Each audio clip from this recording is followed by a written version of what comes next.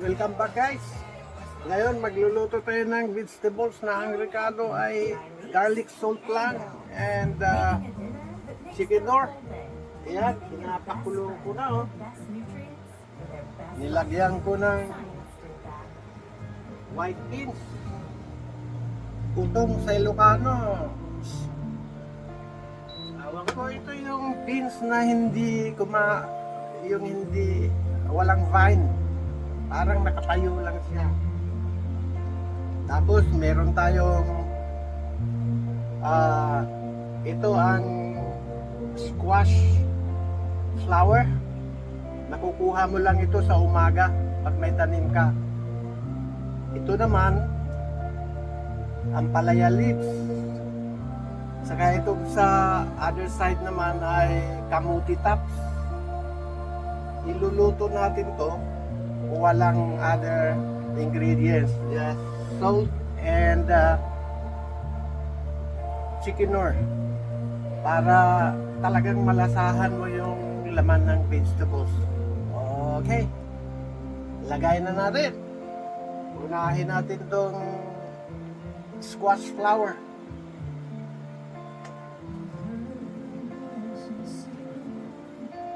Sunod na natin yung dahon ng ampalaya or ampalaya, talbos ng ampalaya. Tapos yung kamuti tops.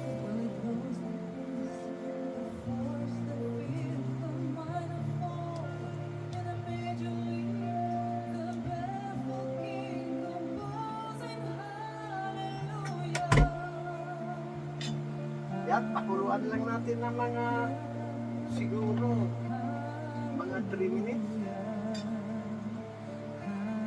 Tapos wala pa, kahit mga 1 minute lang, kaya takpan natin para madaling yan.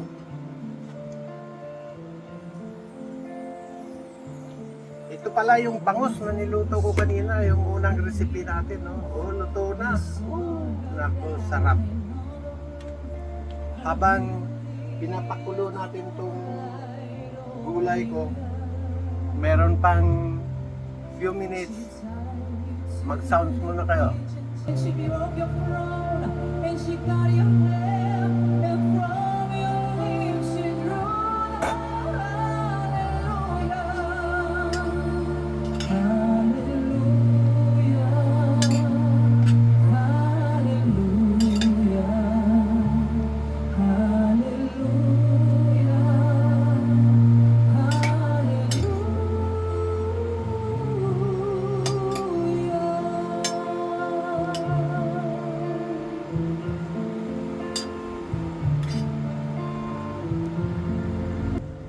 Sabi sa inyo guys, talaga yung malalasahan mo talaga yung dahon ng ampalaya, dahon ng kamuti, tapos yung flower ng squash. Ayan, tapos na.